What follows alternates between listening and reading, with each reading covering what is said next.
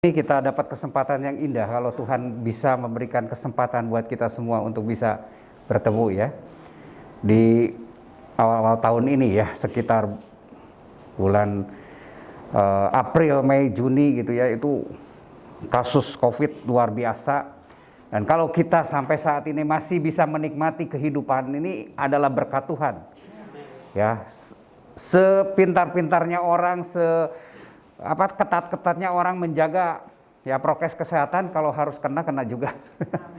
Saya kena bulan Juli ya, walaupun saya sudah pakai 3 rangkap ya, tapi karena memang pekerjaan yang membutuhkan pemikiran sehingga drop ya, jadi drop imunitasnya, sehingga terjadilah ya apa yang tidak diharapkan.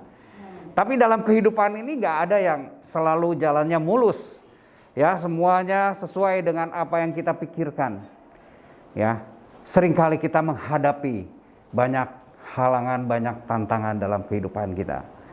Dan biasanya yang kita hadapi juga, ya mungkin kita bisa lewati, dan semua itu karena berkat dan anugerah Tuhan, terutama bagi orang-orang yang percaya. Amin. Saudara, dalam kehidupan kita menuju satu tempat yang sudah Tuhan sediakan buat kita, seringkali kita menghadapi banyak tembok-tembok yang luar biasa besar, yang kita lihat tidak mungkin ya kita akan melewatinya. Ya, tapi Tuhan begitu baik buat kita semua ya, sehingga seringkali ya kalau orang-orang kesulitan untuk menghadapi itu semua, tapi Tuhan selalu menyediakan ya satu jalan keluar buat kita semua. Ya, kita pagi hari ini akan melihat satu kisah yang sudah sudah biasa ya, sudah terkenal ya, dan judul atau tema firman Tuhan pada pagi hari ini, ketaatan berbuah kemenangan. Apa sih yang diharapkan orang tua dari seorang anak? Apa sih yang diharapkan seorang pimpinan dari bawahannya? Ya, adalah ketaatan. Ya. Kita selalu menuntut ketaatan dari orang-orang di bawah kita. Demikian juga Tuhan menuntut ketaatan dari umatnya. Umat yang dikasihi Dia. Ya, tapi Tuhan memang kasihnya itu ya walaupun, jadi bukan ya kalau, tidak terbatas, tidak ada yang menghambat, tapi tetap ketaatan itu Tuhan inginkan dalam kehidupan anak-anaknya. Saudara, kita akan baca ya sama-sama. Di sini ketaatan adalah tunduk pada wewenang, menjalankan apa yang diperintahkan, mematuhi apa yang dituntut, atau menjauhkan diri dari apa yang dilarang oleh Tuhan. Ada 3 ya di sini ketaatan itu. Pertama, bahasa Ibraninya ada sama, yang berarti mendengar, mendengarkan ya. Kemudian perjamahan baru ya, itu hipakuo ya. Nah, secara harfiah berarti mendengar di bawah.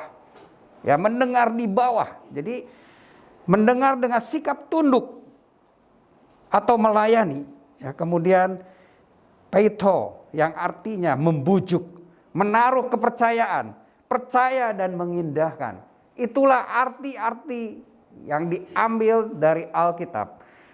Pertama sama, kedua hipakuo ya, kemudian peito ya. Itu semua artinya mendengarkan. Mendengarkan itu berbeda dengan hanya mendengar, tapi benar-benar mau mendengarkan. Dan dikatakan mendengarnya itu seperti seorang bawahan dengan kerendahan hati.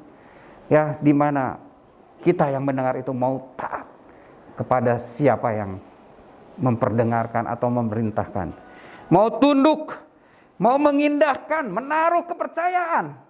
Ya, percaya kepada orang yang memberikan perintah itu. Jadi ketaatan kepada Allah tidak dapat digantikan oleh apapun, termasuk persembahan. Kita tahu di dalam 1 Samuel 15 ayat 22 dikatakan, tetapi jawab Samuel, Apakah Tuhan itu berkenan kepada korban bakaran dan korban sembelihan, sama seperti kepada mendengarkan suara Tuhan? Sesungguhnya mendengarkan lebih baik daripada korban sembelihan, memperhatikan lebih baik daripada lemak domba-domba jantan. Orang-orang yang mampu seringkali tidak mau mendengarkan, ya, mungkin hamba Tuhannya berbicara. Seringkali mereka menganggap pemberian mereka kepada hamba Tuhan sudah bisa menggantikan, ya, ibadah yang mereka lakukan. Ya, mungkin pendetanya bisa memaklumi. Atau banyak kali juga orang-orang, jemaat Tuhan, anak-anak Tuhan, umat Tuhan, seolah-olah memberikan kepada Tuhan dengan harapan Tuhan lebih sayang kepada dia, walaupun dia tidak mau dengar-dengaran. Ya, ini salah besar. Samuel mengatakan itu kepada Saul ketika Saul mempersembahkan korban walaupun dia tidak mentaati perintah Tuhan. Ya, dia mengambil haknya seorang imam yang dilarang walaupun dia seorang raja. Baik, kita akan lihat bagaimana kisah yang ada, ya, yaitu kisah tentang runtuhnya tembok Yeriko. Kita lihat tembok Yeriko itu luar biasa. Ya, tingginya 14 meter, lebarnya 6 meter. Jadi satu tempat atau satu tembok yang sangat kokoh. Ini memang untuk mempertahankan kota itu dari gempuran musuh. Dan pasti tidak terkalahkan karena begitu besarnya tembok itu, begitu lebar kuatnya, ya, tembok itu. Dan kota itu cukup besar, 4 hektar ya, luasnya. Dan ditambah lagi dengan kepercayaan orang-orang di sana, yaitu ada dewa-dewa Kanaan, yaitu kuasa kegelapan yang melindungi. Ya, itulah kepercayaan orang-orang Yeriko. Nah, kita akan lanjut. Tembok yang sebegitu besar itu ternyata dapat dirobohkan. Ya, dapat dirobohkan. Kita lihat Yosua 6 ayat 20. Ya. Lalu bersoraklah bangsa itu, sedang sangkakala ditiup. Segera sesudah bangsa itu mendengar bunyi sangkakala, bersoraklah mereka dengan sorak yang nyaring. Maka runtuhlah tembok itu. Lalu mereka memanjat masuk ke dalam kota, masing-masing langsung ke depan dan merebut kota itu. Saudara, kita melihat tembok yang begitu luar biasa besarnya, tebalnya, ya, begitu kuatnya, yang kalau menurut pemikiran kita nggak mungkin, ya, dihancurkan.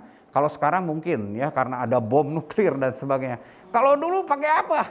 Ya, dengan apa dia harus menghancurkan itu? Tapi kita melihat hanya dalam satu kali sorak-sorai yang luar biasa, tembok itu dapat dihancurkan. Tembok Yeriko itu bisa runtuh oleh perbuatan Tuhan dan bukan tangan manusia. Kita bisa melihat Tuhan memerintahkan para imam-imam hanya meniup sangkakala, walaupun di depannya ada prajurit, tapi mereka tidak melakukan apapun, hanya berjalan keliling. Ya, dalam satu hari itu satu kali sebanyak 6 hari. Ya, kemudian di hari yang ke-7 baru mereka berkeliling 7 kali. 13 angka apa, saudara? Ya, 13 angka keramat atau angka sial katanya, ya. Tapi Tuhan mematahkan itu dengan 13 kali. Ya, tembok itu dapat diruntuhkan. Dan dengan demikian kota itu dapat dimasuki dan direbut oleh orang-orang Israel. Ya, karena apa? Ketaatan dan iman dari orang-orang Israel. Ya, kalau orang berpikir, ngapain sih disuruh keliling-keliling melulu, ya? Terus niup sangkakala gitu, imam-imamnya 7 orang imam, ya. Kemudian di depannya ada tentara yang biasa berperang, tapi ini disuruh diem, ya, hanya gerak jalan pulang. Tetapi semuanya Tuhan sudah rencanakan sedemikian rupa. Supaya apa? Supaya semua mengerti bahwa Tuhan mampu menghancurkan penghalang yang begitu besar dan memberikan kota itu kepada umat pilihannya.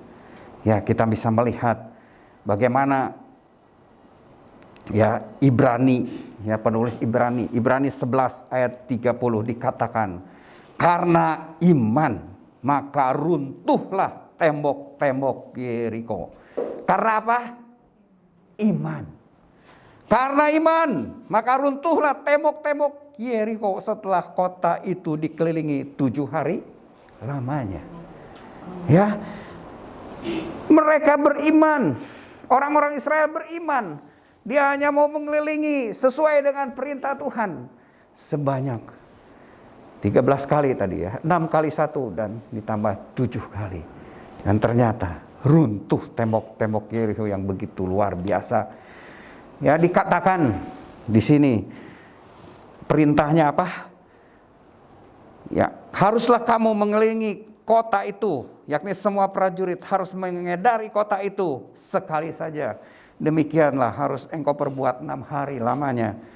Kemudian ayat yang keempat di dalam Yosua 6. Dan 7 orang imam harus membawa 7 sangkala tanduk domba di depan tabut. Tetapi pada hari yang ke-7, 7 kali kamu harus mengelilingi kota itu. Dan para imam meniup sangkakala. Ayat yang kelima, apabila sangkakala tanduk domba itu panjang bunyinya dan kamu mendengar bunyi sangkakala itu, maka haruslah seluruh bangsa bersorak dengan sorak yang nyaring, maka tembok kota itu akan runtuh dikatakan. Lalu bangsa itu harus memanjatnya masing-masing ke depan. Ya. Dan iman inilah yang dapat mengalahkan segala rintangan, segala tantangan, segala cobaan dalam kehidupan kita. Dikatakan apa? Dalam 1 Yohanes 5 ayat 4. Sebab semua yang lahir dari Allah mengalahkan dunia.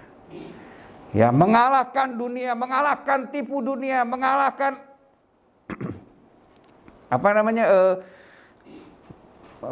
penipuan dunia yang mengajak kita untuk berbuat dosa, yang mungkin kita sulit untuk mengalahkannya, ya, menolaknya. Tetapi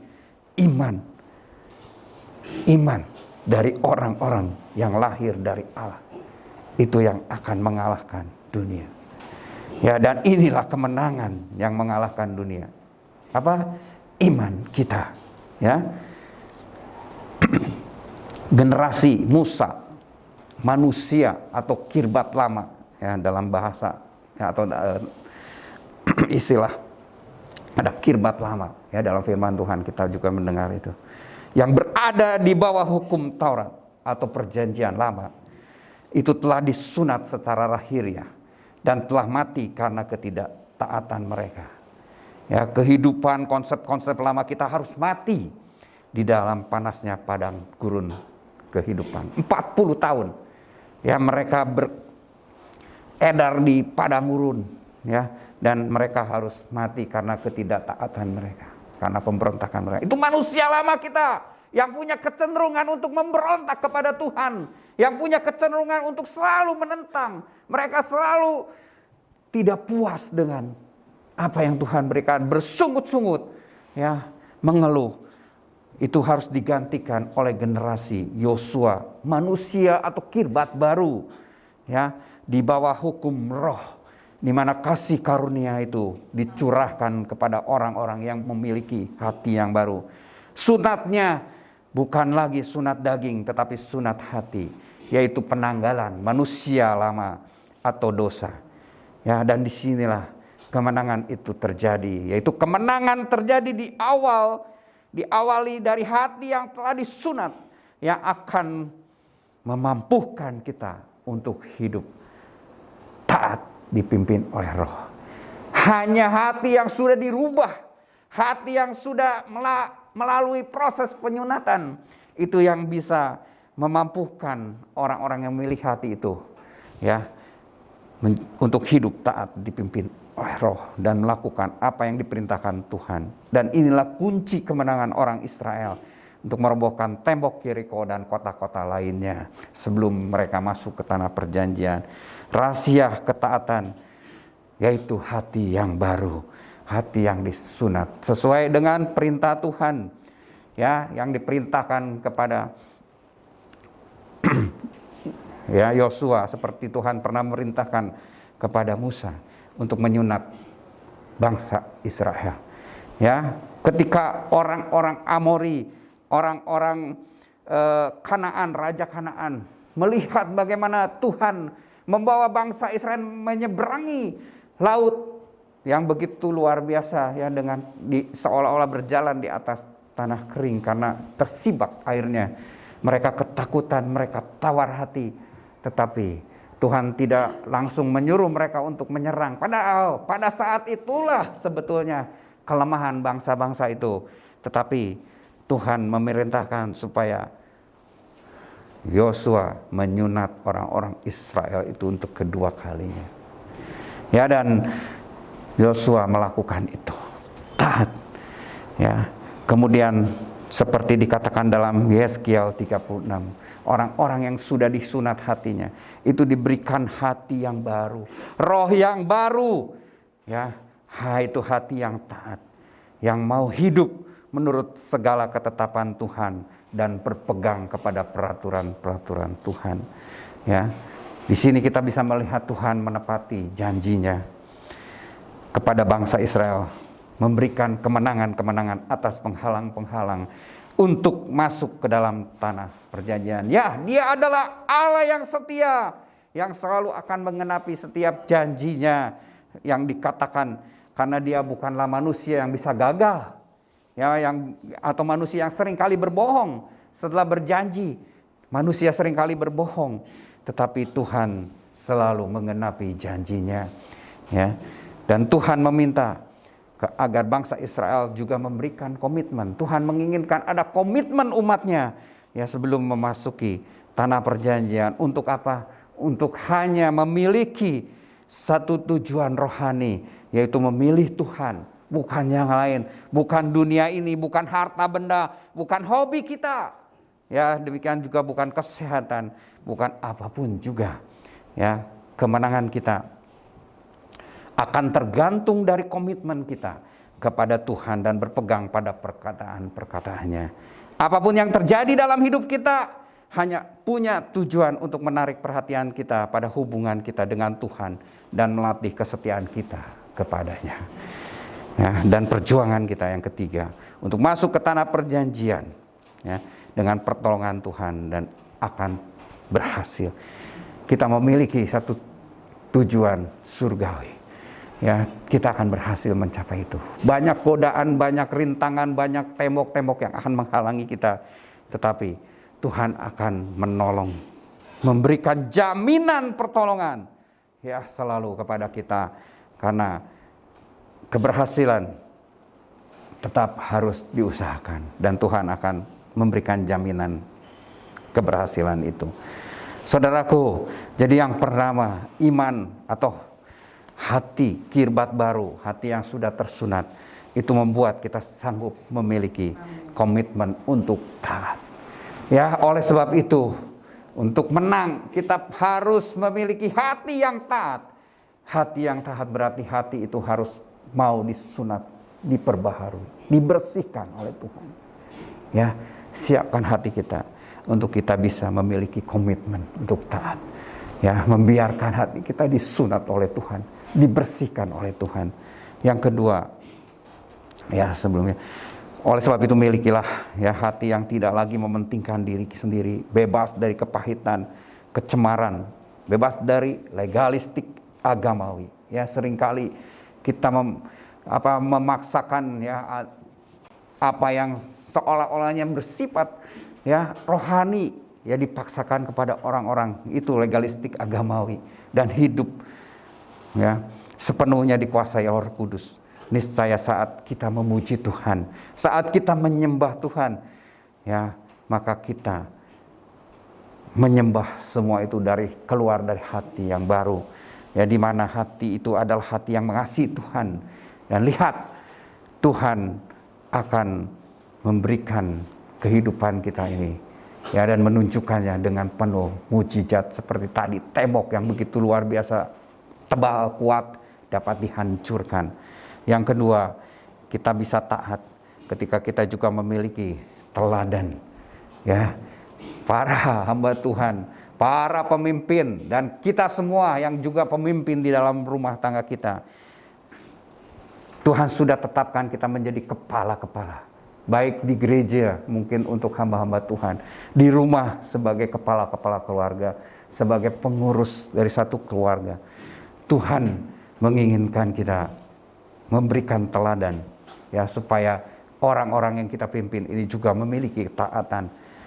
Lihat, ya, Yosua begitu luar biasa, dia pemimpin yang luar biasa. Tetapi jika kamu anggap tidak baik untuk beribadah kepada Tuhan, pilihlah pada hari ini kepada siapa kamu akan beribadah. Allah yang kepadanya nenek moyangmu beribadah di seberang sungai Efrat, atau Allah orang Amori yang negerinya kamu diami ini. Tetapi aku dan seisi rumahku, kami akan beribadah kepada Tuhan. Ini menunjukkan bahwa Yosua adalah pemimpin yang dinamis, namun punya sikap. Silakan Anda memilih, ya, tetapi aku dan seisi rumahku akan tetap beribadah kepada Allah. Ya, pemimpin juga harus memiliki, ya, ini Yosua itu punya nama memang penyelamat, Allah yang menyelamatkan, ya. Jadi di sini Tuhan menyelamatkan, Tuhan juru selamat, dan memang Yosua lah yang membawa bangsa Israel itu masuk ke tempat perhentian, yang membawa masuk ke satu kota di mana ada keamanan, ya, seperti yang dijanjikan Tuhan. Ya, ini Yosua, ya. Tetapi kita juga melihat pemimpinnya yang membawa orang-orang Israel ke tanah perjanjian itu ada dua, ya, Yosua dan satu lagi Kaleb bin Yefun. Tetapi mereka memberikan justru, ya, teladan pertama memimpin, ya. Mereka memimpin, ya, dengan dinamis, ya, tidak otoriter, dan tapi mereka memiliki sikap. Mereka tunjukkan sikap yang baik, ya. Kemudian mereka juga menunjukkan, ya, kalau dilihat dari ayat-ayat ini, iman sepenuhnya, ya, sepenuh hati. Jadi dia atau mereka memiliki hati yang teguh, iman yang teguh, iman yang sepenuh hati.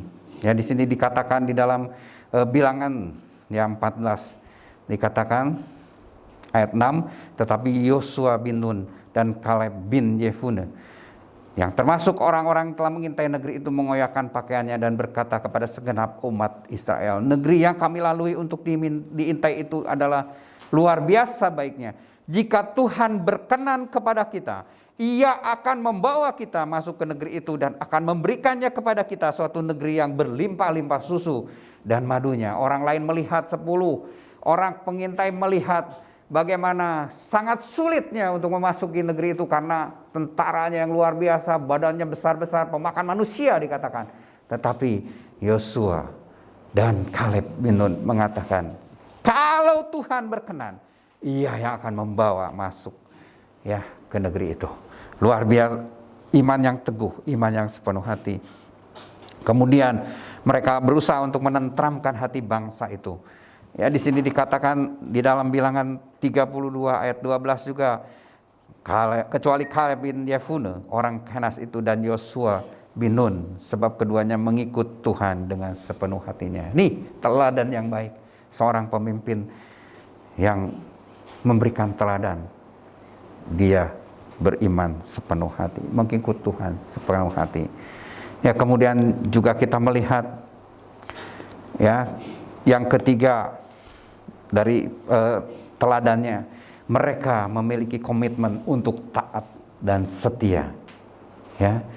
Dan akhirnya mereka memiliki kesempatan untuk melihat, memasuki tanah perjanjian, di mana semua orang sejaman di mereka, ya, berdua itu tidak ada yang masuk ke dalam tanah perjanjian karena mereka memiliki komitmen yang untuk taat dan setia. Ya, dikatakan, ya, Musa juga sudah mengatakannya, Kaleb bin Yefune Kaleb ya bin Yefune dia akan melihat negeri itu, dan memang ternyata mereka melihat. Jadi dikatakan dalam Yosua 14 ayat 10, jadi sekarang sesungguhnya Tuhan telah memelihara hidupku. Nih Kaleb bilang ya, seperti yang dijanjikannya. Kini sudah 45 tahun lamanya sejak diucapkan Tuhan firman itu kepada Musa, dan selama itu orang Israel mengembara di padang gurun. Jadi sekarang telah berumur 85 tahun aku hari ini. Lihat ayat 11. Pada waktu ini aku masih sama kuat seperti pada waktu aku disuruh Musa. Seperti kekuatanku pada waktu itu, demikianlah kekuatanku sekarang untuk berperang dan untuk keluar masuk. Luar biasa pemeliharaan Tuhan. Jadi kesimpulan firman Tuhan pada pagi hari ini, ketaatan akan berbuah kemenangan. Amin. Ya, oleh sebab itu mari kita berkomitmen untuk taat dengan sepenuh hati dan menjadi teladan dalam ketaatan kita kepada Tuhan dan firman-Nya.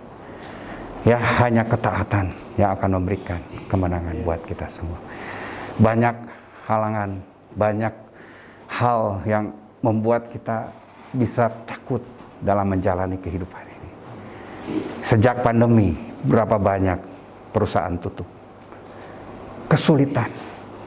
Dan ini akan menjadi efek domino ketika ya para karyawan dilepas, ya tidak dipekerjakan kembali.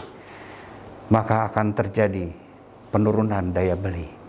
Sesudah seperti itu perusahaan akan sulit.